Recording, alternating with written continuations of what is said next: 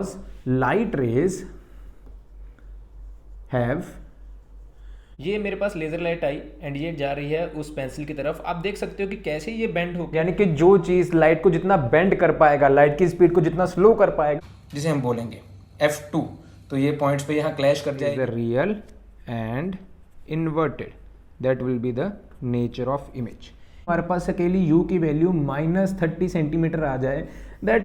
Hello मेरे प्यारे बच्चों, welcome to my YouTube channel Imperial Academy. आज हम करेंगे रिफ्लेक्शन एंड रिफ्रैक्शन का सेकंड पार्ट, रिफ्रैक्शन। अगर आपको बच्चों रिफ्लेक्शन समझ में नहीं आया तो कोई सजेशंस हैं मुझे कमेंट बॉक्स में बताइए, मैं आपका वो भी क्लियर कर दूंगा। लेकिन अगर आपने रिफ्लेक्शन नहीं देखा तो आई बटन पे लिंक मिल जाएगा एंड डिस्क्रिप्शन पे जाओगे वहां पे भी आपको लिंक मिल जाएगा। आज हम करेंगे बच्चों इसका सेकंड पार्ट जो है रिफ्रैक्शन। अब रिफ्रैक्शन का फिनोमिना होता क्यों है? देखिए, अगर कोई भी ओपेक ऑब्जेक्ट है तो फिनोमिना ऑफ रिफ्लेक्शन अकरेंस में आएगा, लेकिन अगर ओपेक ऑब्जेक्ट की बजाय कोई ट्रांसपेरेंट ऑब्जेक्ट हो जिससे लाइट की तिरंगे यानी कि लाइट रेज जो है पास कर सकती हैं, तो फिनोमिना जो अकरेंस में आएगा दैट इज अ रिफ्रैक्शन। अब होता क्या है, मान लीजिए ये मेरे पास एक सरफेस आ गई एंड नीचे मेरे पास पानी है या ग्लास की सरफेस है एंड ऊपर मेरे पास एयर। अब जो भी लाइट रे होगी वो एयर में से आएगी, लेकिन ग्लास ऐसे तो है नहीं कि वो लाइट रे को वापस भेज देगा। ग्लास कहेगा मुझसे भी पास करके चली जाएगी लाइट रे को, उसके कोई दिक्कत नहीं है। तो बच्चों जो एयर है that is the rarer medium. Air जो है उसकी डेंसिटी बहुत कम है एज कंपेयर टू ग्लास, तो इसे हम बोलेंगे डेंसर मीडियम। अगर डेंसिटी किन्हीं बच्चों को नहीं मालूम क्या चीज़ होती है तो density means गाढ़ापन।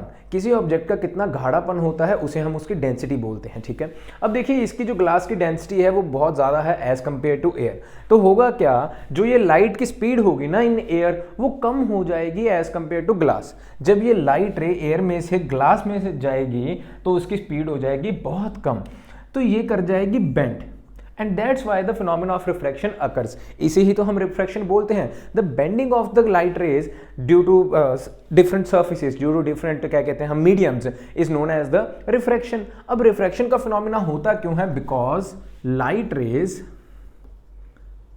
Have different speed in different mediums.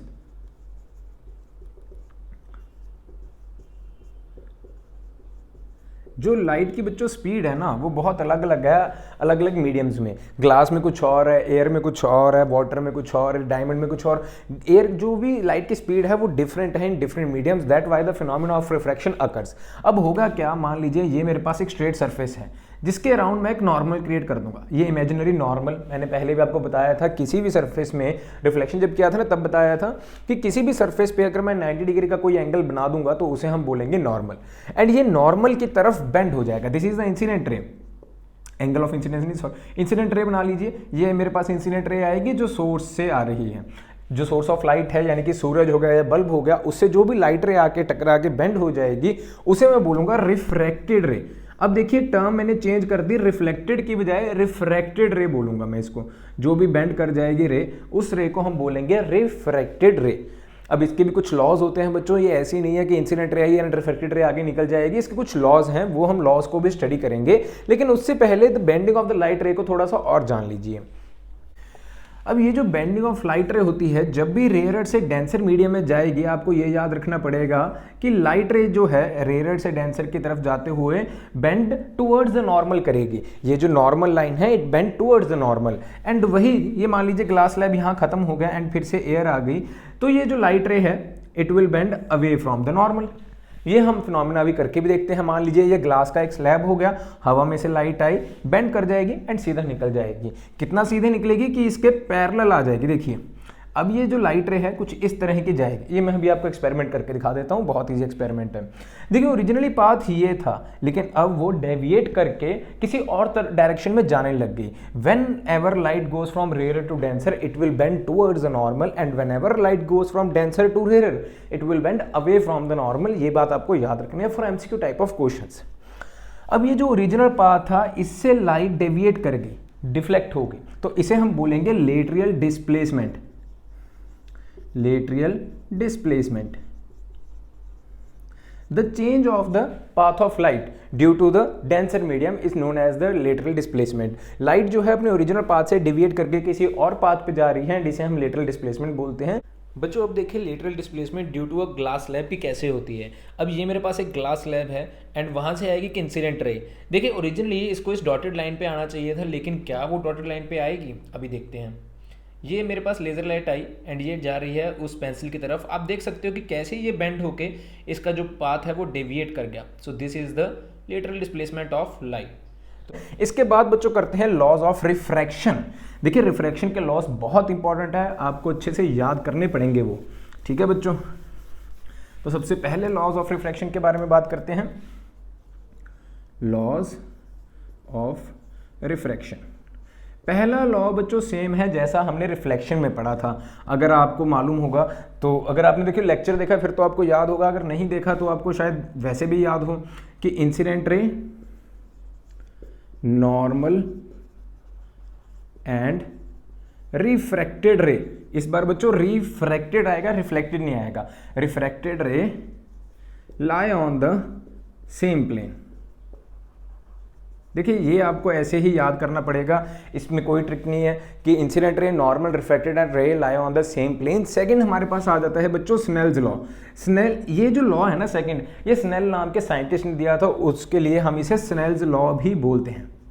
Snell's law states that ratio of angle of incidence, देखिए जो भी एंगल ऑफ इंसिडेंस होगा उसकी रेशियो, रेशियो का मतलब डिवाइड कर दीजिए, रेशियो ऑफ, एक मिनट एक चीज मिस हो गई, ratio of sine of angle of incidence, ratio of sine of angle incidence to sine of angle refraction is always constant. देखिए अब बच्चों को लग रहा होगा कि क्या लिख दिया सर ने, अभी रुकिए। Ratio of sine angle incidence, sine of angle of incidence to sine of angle of refraction is always constant.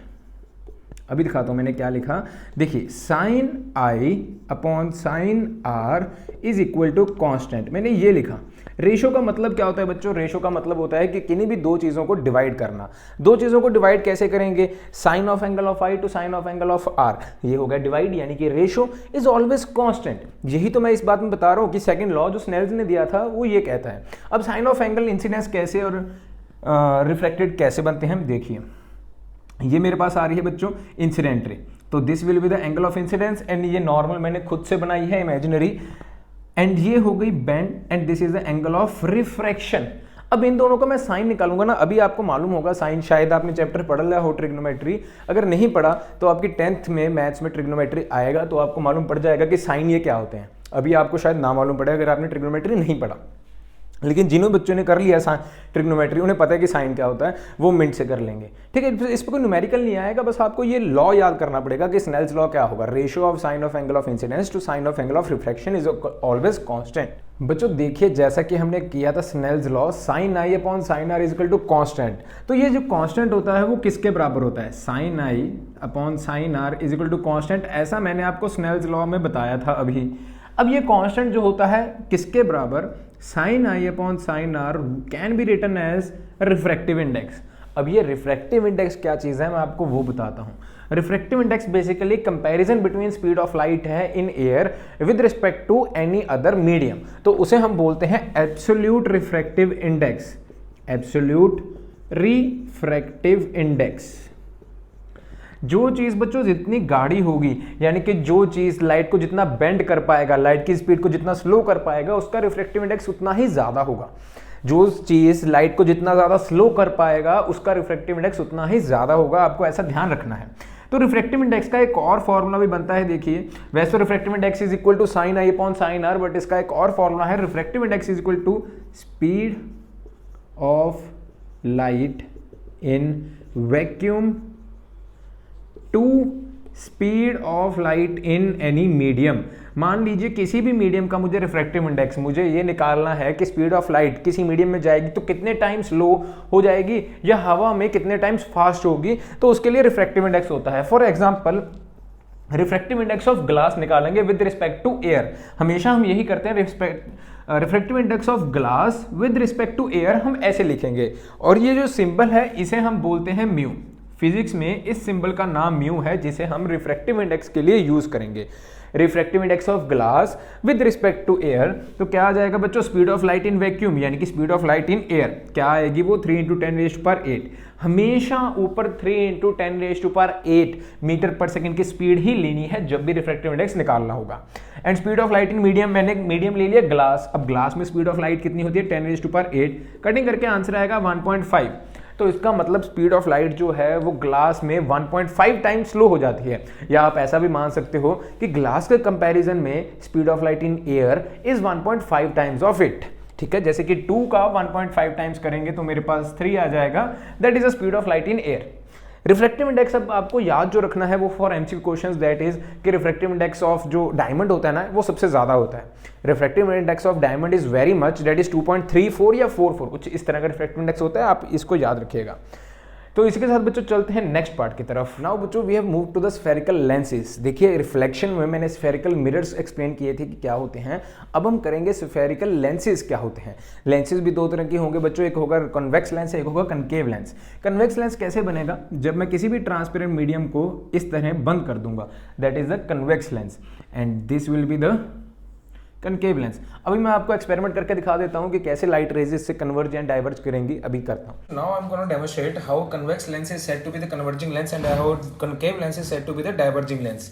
तो देखिए ये मैंने एक कन्वेक्स लेंस लगा दिया, अब देखते हैं इससे बनने वाली rays. So these are the lasers, ये लेजर बच्चों इस पॉइंट से जाएगी एंड ये देखिए that is going to be converge. वो एक पॉइंट पे जाके बच्चों आपको दिख रहा होगा कि मिल गई, वो एक पॉइंट पे जाके बिल्कुल मीट कर रही हैं। So that point is known to be the focus.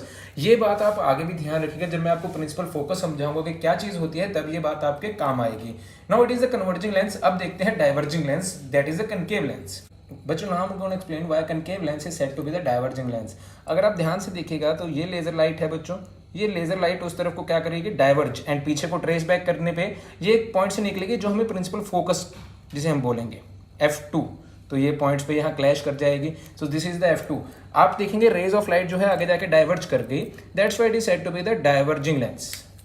सबसे पहले कन्वेक्स लेंस जो होगा, देखिए इसके दो जो होंगे, दो स्फीयर्स मान लीजिए, ये दो स्फीयर्स को कट करके जोड़ के बनाया गया कन्वेक्स लेंस है। तो इसके लिए इसके दो बच्चों सेंटर ऑफ कर्वेचर होंगे, मान लीजिए ये हो गया F1 and this is the C1। सो इसे हम F2 बना लेंगे एंड C2 यहाँ हो गया। उसी तरह बच्चों जो कनकेव लेंस होगा उसके भी दो सेंटर ऑफ कर्वेचर्स होंगे, this is the convex lens and there is the concave lens. अब ये दो सेंटर ऑफ कर्वेचर, दो प्रिंसिपल फोकस का मतलब क्या होता है, इसमें कंफ्यूज नहीं होना, सिर्फ आपको डेफिनेशंस याद करनी है इसमें कि सेंटर ऑफ कर्वेचर क्या होता है। देखिए सेंटर ऑफ कर्वेचर को मैं इस तरह में लिख सकता हूं 2F। आपने रिफ्लेक्शन में पढ़ा होगा कि प्रिंसिपल फोकस जो होता है वो सेंटर ऑफ कर्वेचर, एंड यहाँ जो सेंटर है ना उसको ऑप्टिकल सेंटर बोलेंगे, मैं अभी आपको बताऊंगा, उनके बिल्कुल सेंटर में होता है। तो ये लिखना गलत नहीं होगा कि सेंटर ऑफ कर्वेचर जो है इसका दुगना है, F1 का दुगना सेंटर ऑफ कर्वेचर है। मान लीजिए यहाँ 5 सेंटीमीटर है तो यहाँ 10 सेंटीमीटर होगा C1 तक, तो इसको मैं सेंटर ऑफ कर्वेचर को 2F भी लिख सकता हूँ। जब भी मैं रे डायग्राम बनाऊंगा तो वहाँ मैं 2F1 एंड 2F2 लिखूंगा, आपको वहाँ कंफ्यूज नहीं होना, सेंटर ऑफ कर्वेचर उसका मतलब होगा।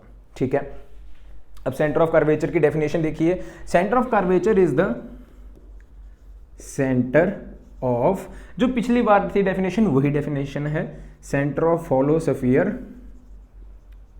Whose spherical lenses are part.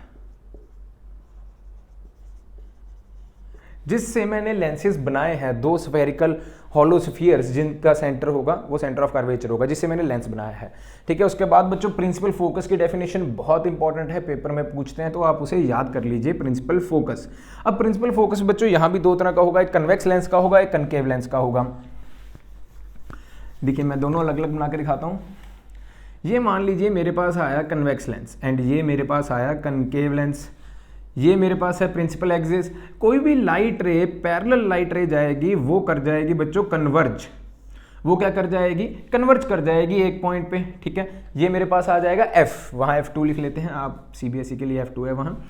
And यहाँ जो भी कनकेव लेंस होगा वो कर देगा लाइट रेज को डाइवर्ज। अभी एक्सपेरिमेंटल करके दिखाता हूँ।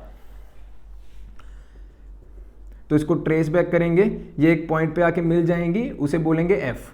जैसा कि आपने एक्सपेरिमेंट्स में देखा होगा, मैंने आपको एक्सपेरिमेंट करके दिखाया है कि अगर कन्वेक्स लेंस है, ठीक है, तो लाइट रेज जो है वो कन्वर्ज कर जाएंगी एक पॉइंट पे, एंड कनकेव लेंस के लिए वो डाइवर्ज कर जाएंगी। लेकिन अगर उनको मैं ट्रेस बैक करूंगा तो मुझे लगेगा कि वो एक पॉइंट पे ही एक पॉइंट से आई है, originate appears to be from the focus, ऐसा होता है, ठीक है।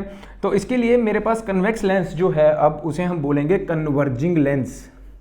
इस बात का ध्यान रखिएगा। अगर आपने रिफ्लेक्शन अच्छे से पढ़ा होगा ना, आपने वीडियो पूरी अच्छे से देखी, तो आपको उस चीज़ में उसमें एक बात क्लियर होगी कि कन्वेक्स लेंस था, जो कन्वेक्स मिरर था, उसे हम डाइवर्जिंग मिरर बोलेंगे, लेकिन कन्वेक्स लेंस को हम बोलेंगे converging lens. This is the convex. और उसी तरह कनकेव मिरर था, उसे मैं बोलता था कन्वर्जिंग मिरर, और यहां मैं कनकेव मिरर को बोलूंगा डाइवर्जिंग लेंस। आपने देख भी लिया क्यों, जैसे कि लाइट रेज थी वो अलग अलग डायरेक्शंस में जा रही थी, इसीलिए बच्चों इसको डाइवर्जिंग बोलेंगे। Now definition of the focus is very important. Principal focus भी इसे बोलते हैं, बहुत बार पेपर में आई है, इसको आप अच्छे से याद कीजिए। The point eight which all light rays converge और appears to be coming from after refraction is known as principal focus। बच्चों डेफिनेशन अच्छे से याद कीजिएगा, लिख लीजिए डेफिनेशन, बहुत बार पेपर में पूछते हैं। The point eight which all light rays converge, ऐसा पॉइंट जहां सभी लाइट रेज कन्वर्ज कर जाएंगी, या ऐसा लगेगा कि लाइट रेज यहीं से आ रही हैं, after refraction is known as the principal focus. अब प्रिंसिपल फोकस के बाद जो डेफिनेशन आएगी, देखिए इस क्वेश्चन को थोड़ा सा लेंथी करने के लिए वो ये पूछ सकते हैं कि principal focus and centre of curvature के बीच में रिलेशन बताइए। कुछ मुश्किल नहीं है बच्चों, सिर्फ 2f1 is equal to centre of curvature, या सिर्फ सिंपली प्रिंसिपल फोकस का डबल करेंगे तो सेंटर ऑफ कर्वेचर आ जाएगा, यानी कि रेडियस ऑफ कर्वेचर, ठीक है। ऐसे एक रिलेशन पूछ सकते हैं, नथिंग एल्स। अब इसके बाद जो चीज इंपॉर्टेंट है that is the optical centre. Optical centre क्या होता है? Optical centre is a centre of spherical mirror. और इसकी एक बात ये आपको याद रखनी है कि ऑप्टिकल सेंटर में से कोई भी लाइट रे जाएगी वो अनडेविएटेड पास कर जाएगी। अभी मैंने आपको एक्सपेरिमेंटल भी करके दिखाया था, ठीक है ना, भूलना मत। जो भी मैं एक्सपेरिमेंट्स करके दिखाता हूँ वो इसलिए करके दिखाता हूँ ताकि आपकी एक दिमाग में इमेज बन जाए, उससे आप पेपर में ज़्यादा बढ़िया आंसर्स लिख सकोगे एंड आप भूलोगे नहीं उस चीज़ को, ठीक है। ये बन जाएगा मेरे पास ऑप्टिकल सेंटर। ऑप्टिकल सेंटर में से कोई भी रे जैसी मर्जी पास करो वो अनडेविएटेड जाएगी, वो डेविएट नहीं करेगी, ठीक है बच्चों। वीडियो मुझे पता है थोड़ी सी लेंथी बन रही है, लेकिन मुझे उससे कोई फर्क नहीं पड़ता कि वीडियो लेंथी बन रही है या छोटी बने। देखिए मैं ये चाहता हूँ कि जो भी बच्चा मेरे पास पढ़ने आए, उसने मुझे बहुत फीस दी है, मैं ऐसा मान के चलता हूँ, बहुत उसने मुझे फीस दी है, लाखों की फीस दी है, तो मैं उस तरह की वैल्यू भी उसे देना चाहता हूँ जो आपको फ्री ऑफ कॉस्ट मिल रही है। मैं चाहता हूँ कि जो भी बच्चा मेरे पास पढ़ने आए उसे पूरी वैल्यू मिले। उसने अगर वीडियो को क्लिक किया है तो उसको पूरी वैल्यू मिले, वो ये ना देखे कि वीडियो लंबी है या छोटी है, उसको मैं कितनी वैल्यू दे पा रहा हूँ, मैं ये कोशिश करता हूँ कि अगर एक वीडियो में उसका कंसेप्ट बिल्कुल क्लियर कर दूं ताकि वो +1 +2 जब भी पढ़े तो मुझे याद ज़रूर करे एंड कहे कि मुझे बिल्कुल क्लियर है ये टॉपिक्स, ताकि वो आगे का पढ़ सके। अगर पीछे ही उसके बेसिक क्लियर नहीं होंगे तो वो आगे कैसे पढ़ेगा, है ना। अब ये मेरे पास आ गई कुछ principal focus, optical centre and centre of curvature क्या होता है। अब चलते हैं इनकी रे डायग्राम्स की तरफ। रे डायग्राम्स के लिए बच्चों फिर से वही चीज़ें आपको याद रखनी है। कोई भी पैरेलल लाइट रे होगी तो वो फोकस में से पास कर जाएगी, ठीक है, अभी हम करके देखेंगे। एंड ऑप्टिकल सेंटर में से कोई भी रे जाएगी वो अनडेविएटेड पास कर जाएगी, अभी हम सभी रे डायग्राम्स करेंगे। देन आ जाएंगे हम साइन कन्वेंशंस की तरफ। बच्चों now we are going to do the refraction through convex lenses, इनकी रे डायग्राम्स। ये भी आपके चैप्टर का एक इंपॉर्टेंट हिस्सा है। तो इसको करना कैसे है, सबसे पहले एक कन्वेक्स लेंस बनाइए एंड सेंटर में से एक लाइन पास ऑन कर दीजिए। ये मैंने पहले से ही बना के रखा है। अब इसके बाद क्या करना है बच्चों, सेंटर पॉइंट को हम लेंगे O as a optical centre. Then better ये रहेगा कि आप यहाँ देखिए 0 सेंटीमीटर रखिए एंड 4 सेंटीमीटर के 2 मार्क्स लगा दीजिए, एक 4 पे दूसरा 8 पे। सो this will be F2 and this will be 2F2। जैसा हमने यहाँ किया है वैसा ही यहाँ भी करेंगे बच्चों। 8 सेंटीमीटर के 2 मार्क्स, तो ऐसे एक 4 पे हो गया बच्चों, एक यहाँ भी मैंने 4 एंड 4 सेंटीमीटर के 2 मार्क्स लगा दिए। थोड़ा सा मैं डार्क कर देता हूँ इनको ताकि आपको क्लियरली दिख जाएं। This is the F1 and this is the 2f1. So these are the 4 points we required in every image, in every ray diagram. चाहे वो कन्वेक्स लेंस हो चाहे वो कनकेव लेंस हो, ये हमें करना ही पड़ेगा. अब अगर लेंस के इस साइड बच्चों इमेज बनेगी तो उसे हम रियल इमेज बोलेंगे, अगर इस साइड बनेगी तो वर्चुअल. रियल के साथ जो वर्ड लगता है that is inverted, real and inverted image. And उसी तरह वर्चुअल के साथ जो क्या कहते हैं वर्ड लगता है that is a virtual and erect. तो सबसे पहली रे डायग्राम करेंगे जब ऑब्जेक्ट एट इन्फिनिटी होगा हमारे पास. जब भी बच्चों ऑब्जेक्ट एट इन्फिनिटी होता है उसकी कभी भी हम एरो हेड नहीं बनाते. कोई भी ऑब्जेक्ट होगा उसका हम एक एरो बनाएंगे लेकिन इन्फिनिटी का नहीं बनाएंगे. तो इन्फिनिटी का ऐसे मानेंगे बच्चों कि सीधी एक रे आ रही है, द रे is coming from that object. रे यहाँ से आएगी और यहाँ आने के बाद रिफ्रैक्ट करेगी, रिफ्रैक्ट. अब मैंने आपको समझाया था कि अगर सीधी रे होगी तो वो किस डायरेक्शन में जाएगी, वो फोकस से पास करेगी. तो यहाँ हमें फोकस में से रे निकालनी पड़ेगी. सो दिस रे will pass from the focus. अब ऐसे ही एक और रे, चाहे तो आप इस डायरेक्शन से निकाल लीजिए चाहे आप नीचे से निकाल लीजिए, जैसा भी आपको अच्छा लगे आप वैसा कीजिए. मैं नीचे से निकालता हूँ बच्चों एक रे, कोई इसमें दिक्कत नहीं है, आप जहाँ मर्जी से निकालिए. तो ये बच्चों किससे जाएगी, अगर ray parallel to principal axis है that will pass from the focus. So this will gonna happen. अब यहाँ बच्चों ये रे इस डायरेक्शन में गई, एरोज हमने ये जरूर लगाने इंसिडेंट रेज के, and this is a refracted रे. ये मीट कहाँ की, एट फोकस. सो इमेज का जो पॉइंट होगा वो कहाँ आएगा, एट f2.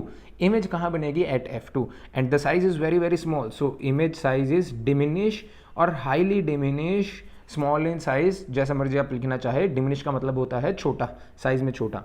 एंड जो ये होगी बच्चों इस तरफ, नेचर कैसी होगी उसकी, रियल एंड इन्वर्टेड.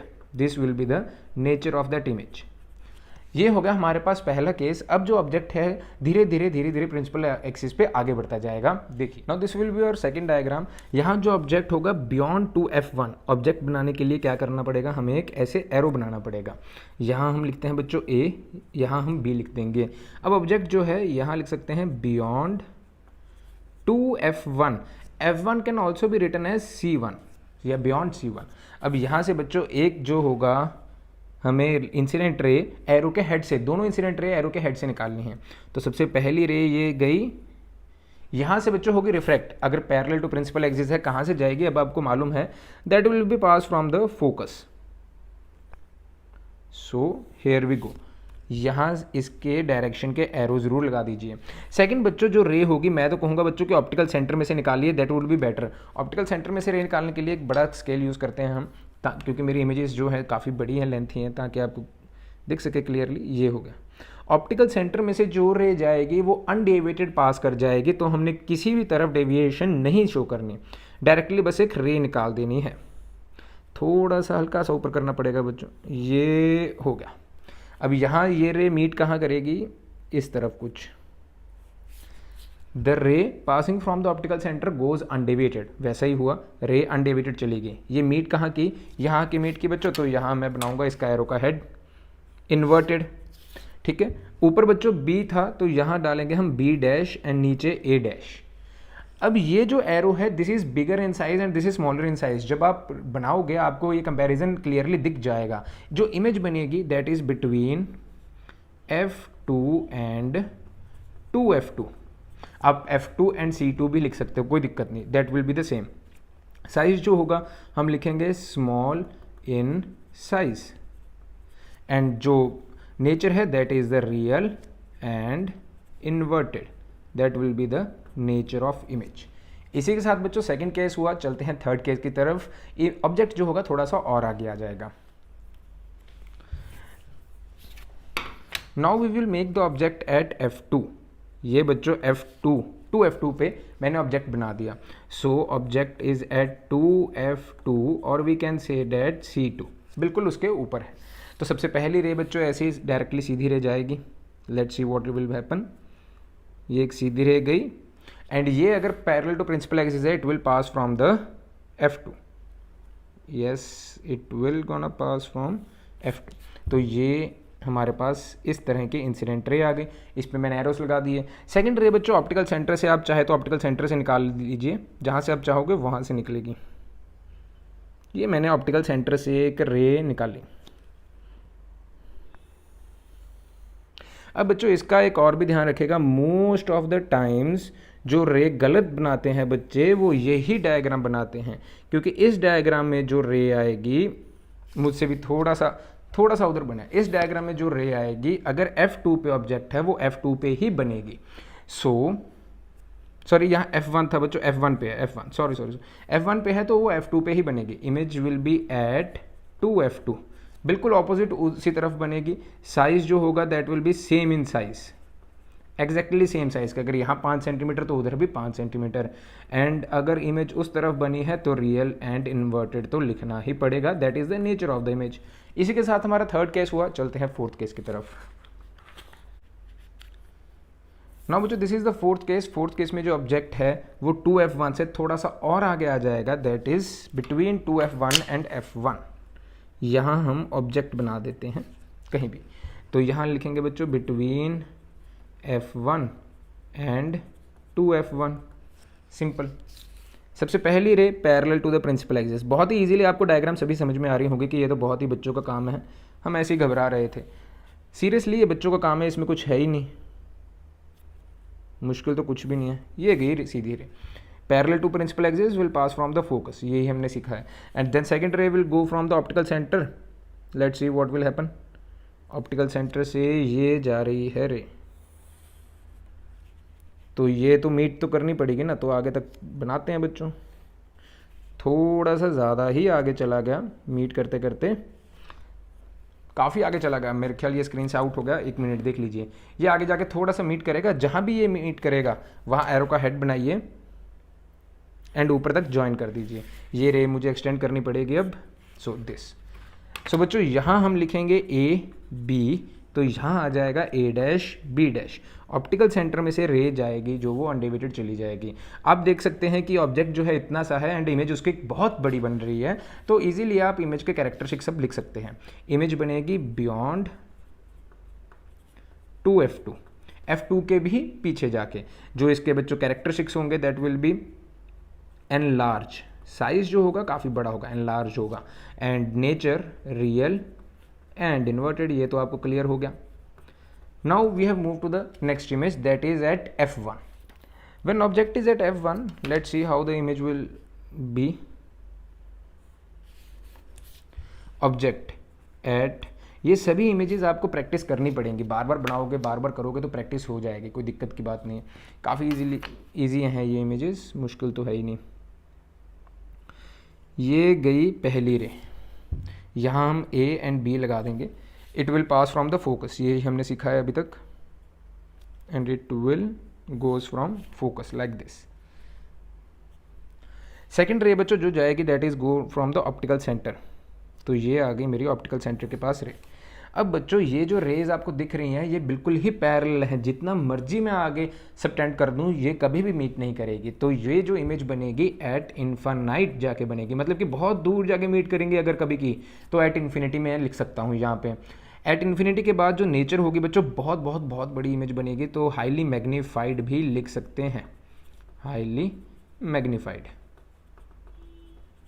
एंड जो इमेजेस आएंगी वो आएगी रियल एंड इन्वर्टेड।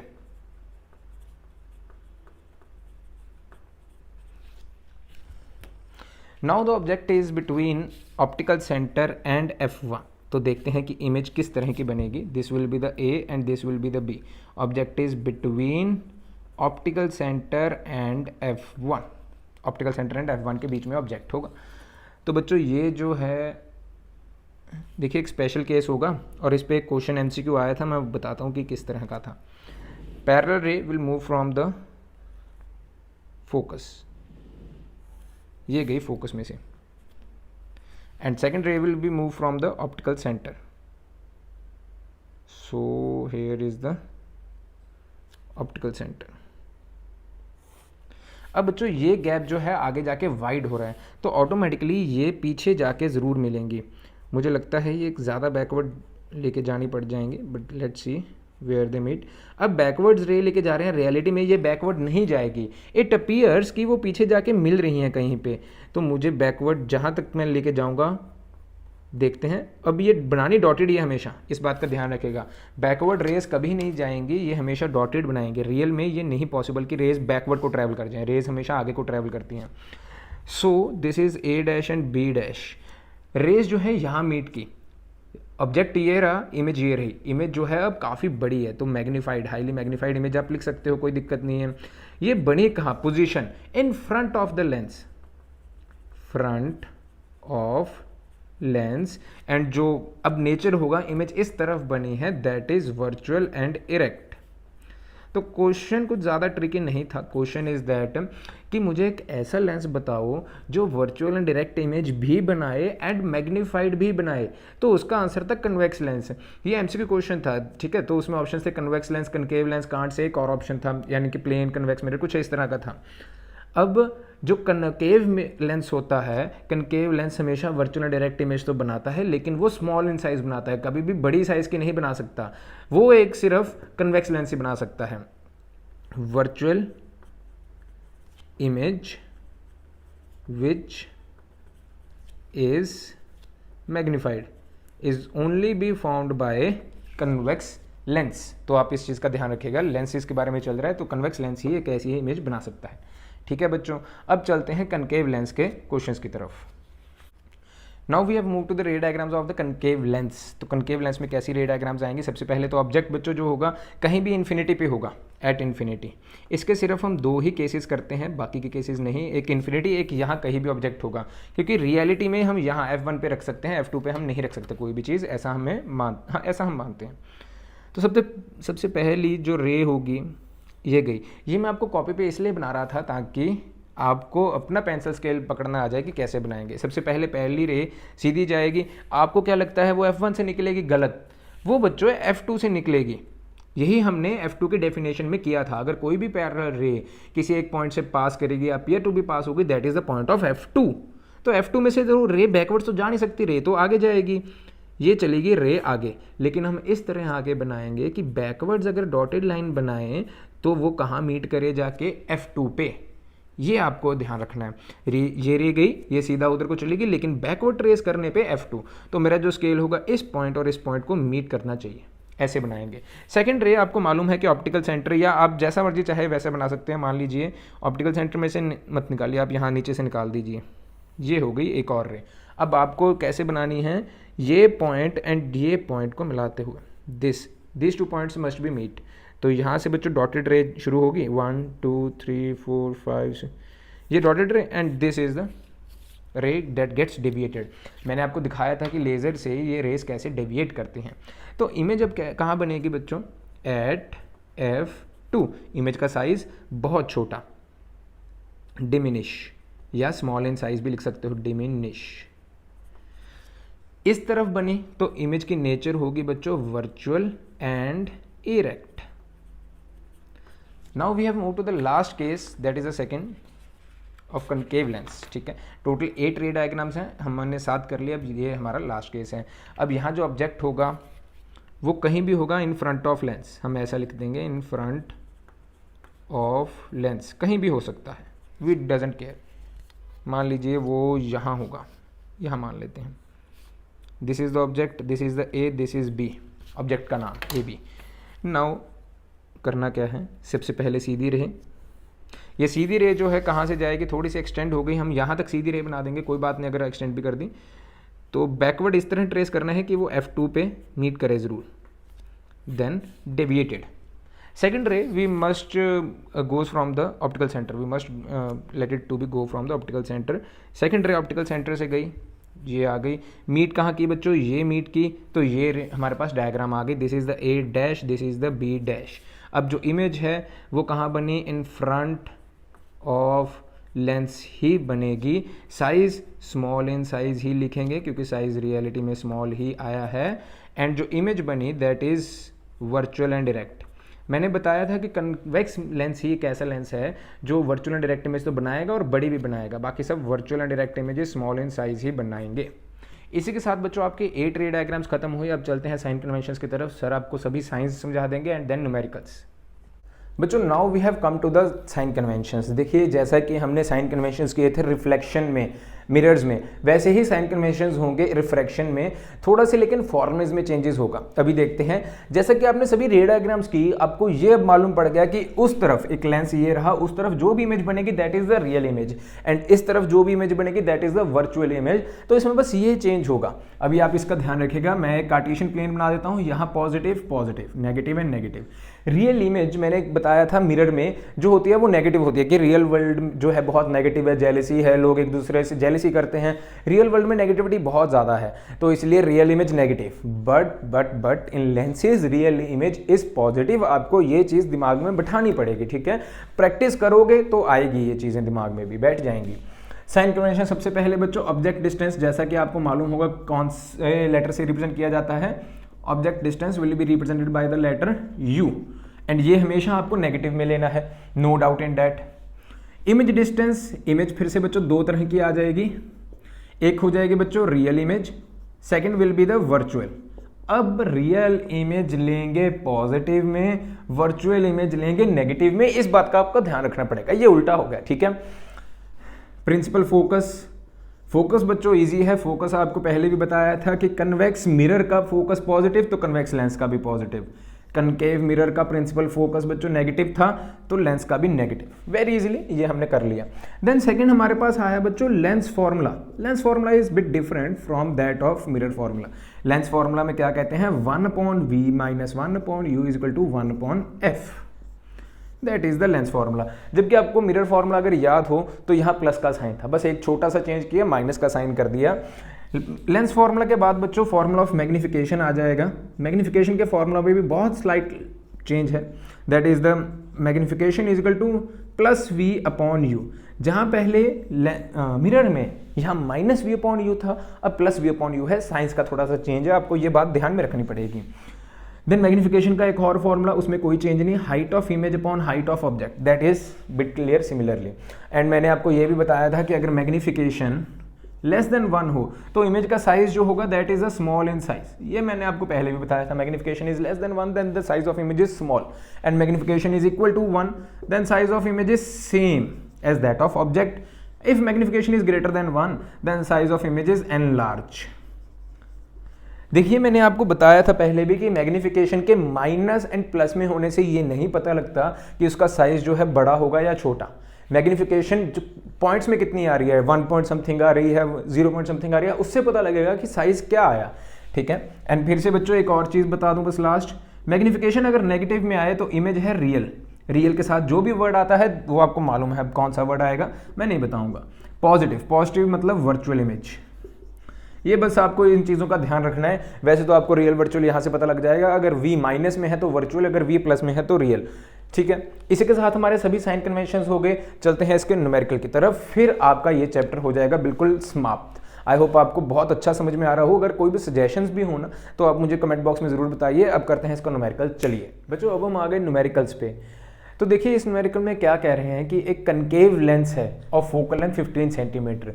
एक कनकेव लेंस जिसकी फोकल लेंथ 15 सेंटीमीटर है forms an image of 10 centimetre from the lens. देखिए आपको इस चीज़ में ना क्लियर नहीं होगा कि फ्रॉम द लेंस का मतलब क्या है, रियल इमेज या वर्चुअल इमेज। मैं बैठा हूँ ना क्लियर करने के लिए, तो मैं करवा के दूंगा। देखिए कनकेव लेंस की फोकल लेंथ हमेशा हमने लेनी होती है नेगेटिव में, मैं अभी आपको बता के हटाऊँ।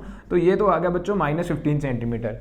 अब फ्रॉम द लेंस का मतलब क्या है कि जो इमेज बनी that is 10 centimetre from the lens, यानी कि इस डायरेक्शन में। तो इस डायरेक्शन में जो भी इमेज बनेगी that is the virtual, and virtual image को हम लेते किस में है, माइनस में। मैंने आपको अभी बताया था कि virtual image in cases of lenses will be taken as negative, ये याद रखना पड़ेगा। फाइंड हमें करना है, देखिए ऑब्जेक्ट का distance, find the position of the object. तो यूजिंग लेंस फॉर्मूला, क्योंकि लेंसेज है ना तो लेंस का फॉर्मूला ही तो यूज करेंगे। लेंस फॉर्मूला आपको मालूम हुआ क्या होता है, 1/v minus 1/u is equal to 1/f। 1/v इज इक्वल टू -10 माइनस 1/u माइनस 1/15। बच्चों ये माइनस उधर जाके प्लस तो बन जाएगा, -1/u is equal to -1/15 plus 1/10। Minus उधर जाके प्लस बन गया। एलसीएम लेंगे बच्चों तो हमारे पास LCM will be equal to 30। ये बन जाएगा -2 + 3, प्लस माइनस सॉल्व किया, नीचे लिखता हूँ अभी मैं, मेरे पास आंसर आ जाएगा 1/30। अब इसका करेंगे बच्चों रेसिप्रोकल, दोनों तरफ रेसिप्रोकल करके मेरे पास minus u is equal to 30 centimetre आ जाएगा। ये माइनस का साइन उधर शिफ्ट कर दीजिए ताकि हमारे पास अकेली u की वैल्यू -30 सेंटीमीटर आ जाए। That is the position of the object. हमें यही पूछा था कि पोजीशन ऑफ ऑब्जेक्ट क्या आएगी, पोजीशन ऑफ ऑब्जेक्ट हमारे पास u आ। बच्चों अब हम आ गए इस क्वेश्चन की रे डायग्राम पे। देखिए कैसे करेंगे, बहुत इजीली ये आपको लॉन्ग क्वेश्चन आंसर्स में आएंगे, ठीक है, आपको इसकी प्रैक्टिस करनी पड़ेंगी। ऑप्टिकल सेंटर यहाँ हो गया, मेरे पास प्रिंसिपल फोकस कितना है बच्चों 15 सेंटीमीटर, तो यहाँ मैंने 15 सेंटीमीटर का ये लगा दिया। सेंटर ऑफ कर्वेचर कितना आ जाएगा 30 सेंटीमीटर, वहाँ भी मैं 15 एंड 30 का एक मार्क लगा दूंगा। तो चलिए ऑब्जेक्ट जो मेरा है 30 सेंटीमीटर पे है, तो ऑब्जेक्ट होगा एट सी। तो पहली बच्चों सीधी रे जाएगी, जैसा हमने रे डायग्राम्स किया था, ऑब्जेक्ट किससे बनाते हैं, एक एरो हेड से। पहली एक सीधी रे जाएगी, वो कहाँ से पास कर जाएगी, वो डाइवर्ज कर जाएगी, लेकिन अगर हम पीछे को ट्रेस करेंगे तो वो इस तरह डाइवर्ज करेगी कि ऐसा लगेगा वो प्रिंसिपल फोकस है। देखिए मेरे पास स्केल नहीं है, आप पेंसिल स्केल से बनाइएगा, अच्छी डायग्राम बनेगी जैसा मैंने आपको सिखाया था। सेकेंड रे जाएगी बच्चों इस तरफ, ऑप्टिकल सेंटर में से रेज कहाँ मीट की, यहाँ मीट कर गई, तो मेरे पास ये A B, this is A dash and B dash. So this is the ray diagram of our question. इसके साथ बच्चों ये क्वेश्चन तो खत्म हुआ, लेकिन अगर आपको कोई भी क्वेश्चन नहीं समझ में आया मुझे ज़रूर पूछ सकते हैं। कोई भी सजेशन हो कमेंट बॉक्स में आप मुझे बताइए, मैं उसको अगली वीडियो में ज़रूर रिप्लाई करूँगा। मिलते हैं नेक्स्ट वीडियोज़ के साथ। जय हिंद, बाय।